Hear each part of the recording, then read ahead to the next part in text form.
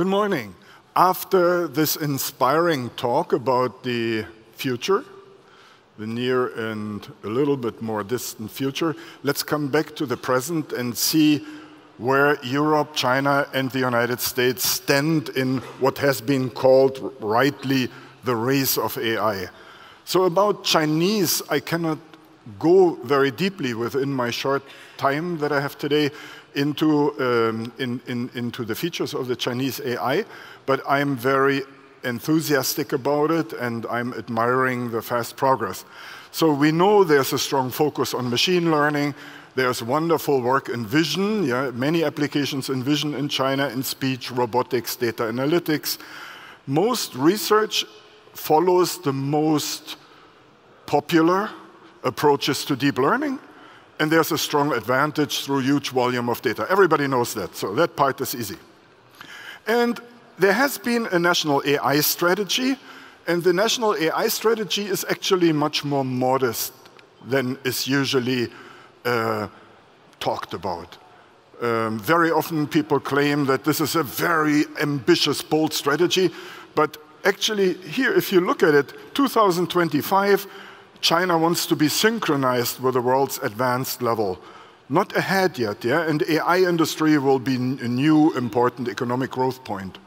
And in 2030, then China wants to be leading. But they don't even say we will be the only leader, but they want to be leading. And actually, I think China will reach these goals much earlier.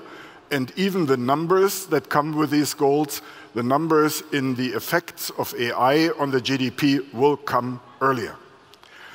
AI is put into schools, primary schools, middle schools, high schools, in books, in the curricula. This is all happening already. And now I come to the real point that I want to make today to make things shorter. I will start with a thesis by Kai-Fu Lee, author of the book AI Superpowers. And he describes the fight between United States and China. And then one journalist who was very clever, he realized that one continent was missing. And he asked Kai-Fu Lee, what about Europe? And Kai-Fu Lee said, in the race of AI, Europe is not even in the running for bronze medal. So meaning I left them out, but not by coincidence. I left them out because there's nothing reasonable to say.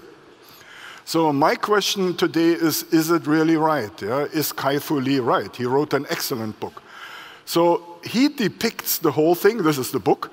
He says there are these two superpowers, United States and China. And his book, this is my picture now, I found the picture, but this is about how he thinks that the race takes place. There are these two superpowers. You can guess which one is China. And then, do you see Europe, the green guy up there? Yeah, it's Europe. And then there are a few others, not to talk about them, Japan and some others. So. Okay, so Kai-Fu Lee then does a very brilliant analysis. He roughly, a scientist would not be courageous enough to split up AI into these four groups, but he does. He says, Internet AI this is machine learning for search, for recommender systems, but it also has e-commerce in internet entertainment, all these things. The second thing he calls business AI, analytics on structural, not structured, structural data, structured data, unstructured data. It is also enterprise decisions, smart manufacturing, everything that goes in business. Then perception AI, machine learning for vision, speech, gestures, haptics, also walk, for instance, vision, seeing not just faces, but also how people walk. And then autonomous AI, robots, autonomous driving, and so on. So he roughly puts it in those four groups. And then this is his scoring. This is actually Kai-Fu Lee's graphics. He says, now let's compare US and China. And in the area of internet AI, he says they are equal today, but very soon China will lead a little bit. And he gives very, very good reasons for that. And actually, I have to say, I didn't like it, but I like his reasons. I didn't like the outcome, but I think I fully agree. So in business AI, he gives China a very bad score, and he says China will catch up, but United States will be much better. But now question to you, is United States so great in business AI? Okay, but better. Yeah? So perception AI, you can see the results. Autonomous AI, I think China is already more advanced. I disagree that it's 1 to 9. I think China is already further advanced. But I can agree that maybe China and the US will be about the same, very hard to distinguish. So why do I come to different conclusions? Not because Kai-Fu Lee is wrong, but he is concentrating on commercialization and product research, and let me view it from the viewpoint of the real research, yeah, of the basic research of new methods. And I would, in my world, it looks like this. Up there is the and I forgot to say, the commercialization is, of course, where the money is made. Yeah, the other things cost money. Basic research and product cost money, and then in commercialization is made. And yes, down at the basic research, Europe is still very strong.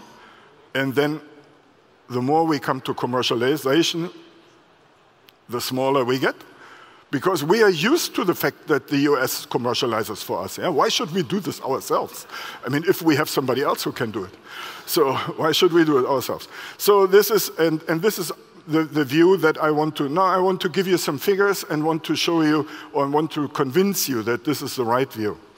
So all 3 continents, or all 3 superpowers produce papers. And who produces now most papers, US or China? US or China, who produces most? No, more is easy. China more than US, but who produces most? It's Europe. So, and this is in the past. Now this is changing. By the way, the latest figures show that China is increasing in number of papers. But wait for a second. If we go to the very top conferences, yeah, this is now NIPS 2017, nobody has done the same statistics for 2018. It may have changed, I'm sure it has changed. But this is United States, Europe, and then China, and then Japan. So suddenly things look different. If we look at best paper awards, this is organizations with 2 or more best paper awards in computer science now, more than AI, but I checked for AI, it's the same. Yeah, US universities are the majority in this case. Then we have European universities, and Chinese universities have fewer than Canadian. Yeah, there are fewer than Canadian universities of organizations that have more than 2 or have 2 or more best paper awards. So this is simply, and then of course, US global enterprises. There it's very hard to say, are they United States? That's why I put them in a different bucket, because is Google, for instance, or Facebook United States? Is Huawei United States? Yeah, in a way, or is Huawei China? I mean, in a way not. But now it's more difficult because these papers are written most Chinese papers are written by Chinese, but are most American papers written by Americans? Not really. Let's look at this fact a little bit, yeah? Because many Germans and other people are also, yeah, Europeans, Chinese are in America. And also we have international authorship in Europe. So actually, if we look a little more closely at statistics also of scientist exchange, we see the following pattern.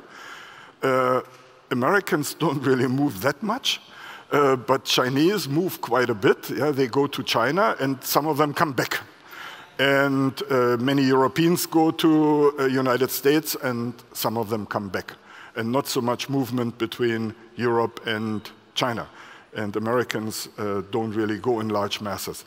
This is a list that was put together. Those are very famous authors who are either forerunners, pioneers, or the main important people in deep learning and machine learning, especially deep learning, neural networks.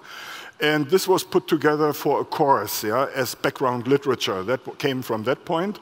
And all the ones in green are European. The ones in blue are US, and in red are China.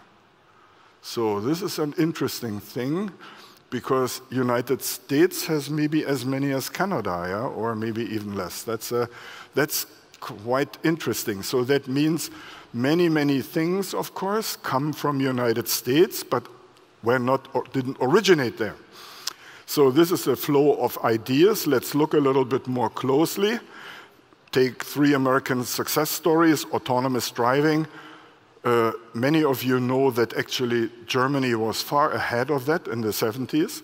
Then we gave it up, but the person who picked it up and won the DARPA contests and was hired as in residence at Google is a German. Machine translation, Google Translate changed all of machine translation.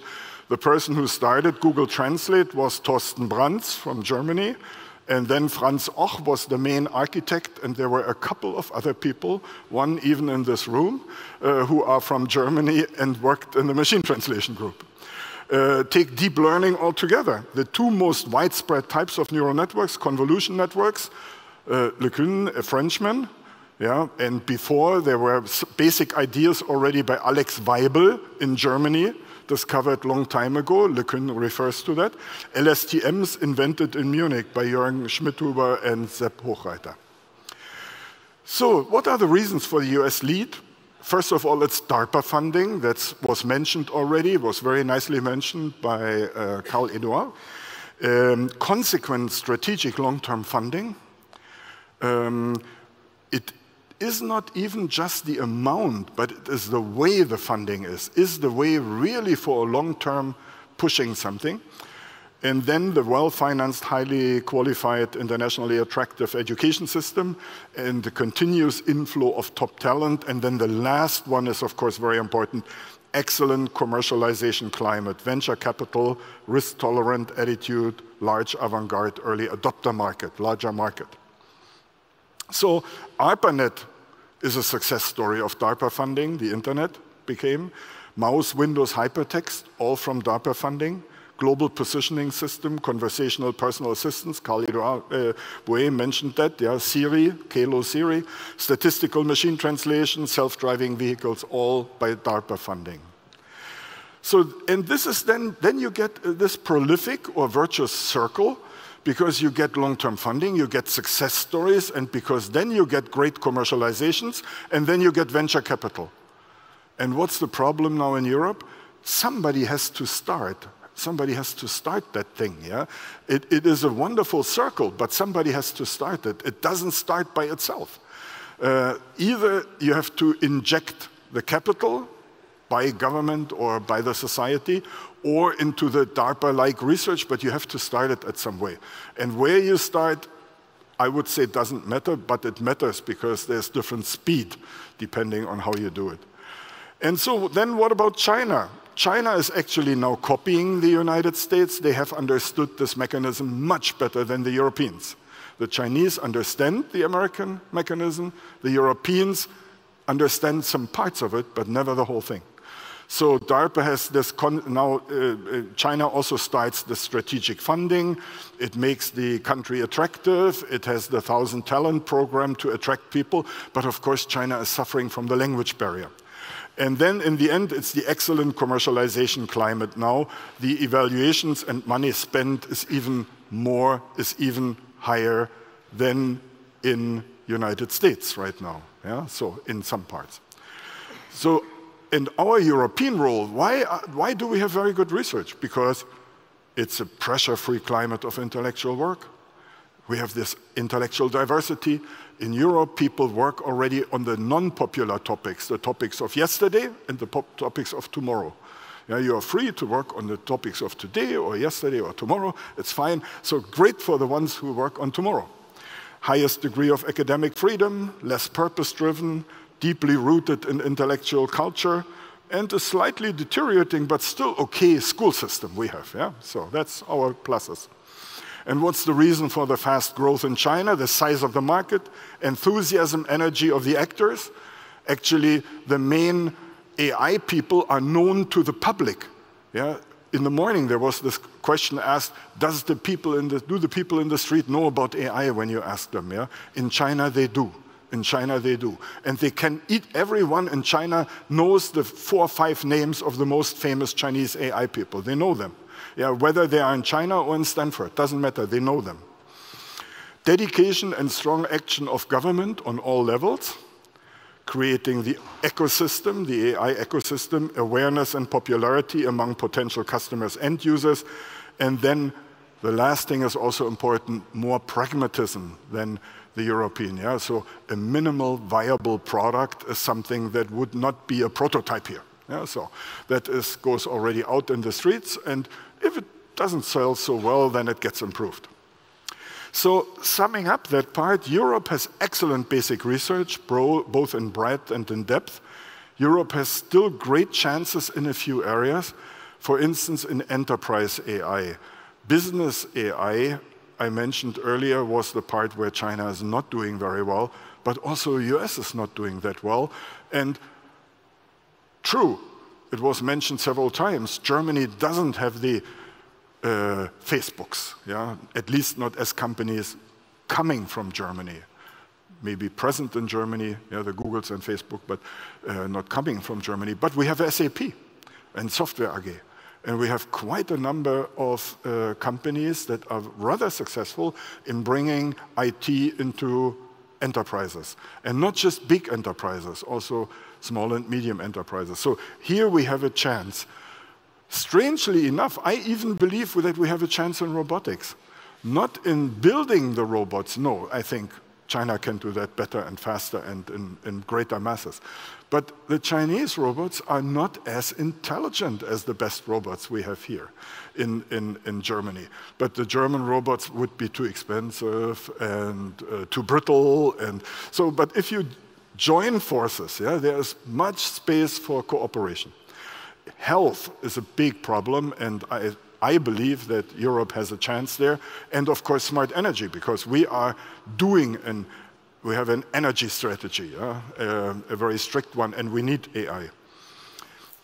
Europe is weak in commercialization. USA are great in research, excellent in brain gain, and successful in commercialization. Chinese research is growing fast in size, but it's growing not so fast in breadth. Why? Because most of the people are impatient. They want to be famous or rich or both very fast. So they would only publish and work in the area that gives very fast return. Yeah, they would not work on topics for tomorrow or the day after tomorrow because they don't think until that time. By that time, they already want to be millionaires. Yeah? They don't want to wait that long. So China will take the lead in commercialization in consumer markets. I think there's no way around. The only reason why they don't do that in the internet area yet is the language problem and is the missing international spirit in the Chinese companies. Actually, companies like Tencent and Baidu, of course, they have the technology to go already and conquer the world at any given time if they really try very hard. But right now, they have a very big market themselves. And China needs more basic research, more enterprise AI and broad AI applications, so there is plenty of space of fruitful cooperation. And there should be cooperation, because even if we got used that we don't have to commercialize ourselves, yeah, and we are quite comfortable with it, but maybe there will be some pressure in the future on Europe to do it, after all, yeah? Even if we are used to the United States doing it. But if we want to do it, we need a strong partner with very big markets, and somebody who needs our basic research. And why not, for a change, work with China? We had the illusion that we were working with the US, but that only happens on a corporate level. I have been in 30 years in AI. It was very difficult. I maybe had 2 projects together with the US in those 30 years, and it was very difficult to get. And those were only very few projects that were funded by both sides jointly. It simply didn't happen. We were under the illusion that United States and Germany, Europe, were close friends working closely together. No, we didn't. I mean, United States hired our best people and then they commercialized. Yeah? But we didn't really work together. That's wrong. So maybe we can find modes to work with China. And China cannot yet compete with the brain gain of United States. Outlook. Europe does not have a chance anymore to compete with China in areas where China is already good.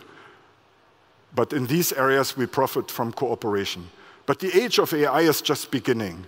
We have great chances in future complex technology paradigms. Because the next paradigms, for instance, the paradigms of mixing explicit knowledge, like in knowledge graphs, Google, Baidu knowledge graphs, and deep learning, those things, Europe is not so bad in these areas.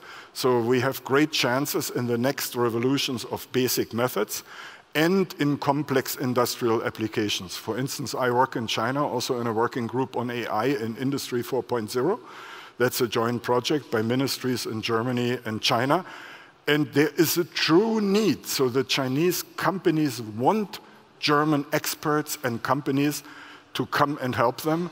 And there's even space for small and medium-sized European companies. The problem is we need to find the modes of cooperation and the models to allow our companies to get onto these markets. That's one of the things I'm interested in now and working on in my time in China. Thank you very much for your attention.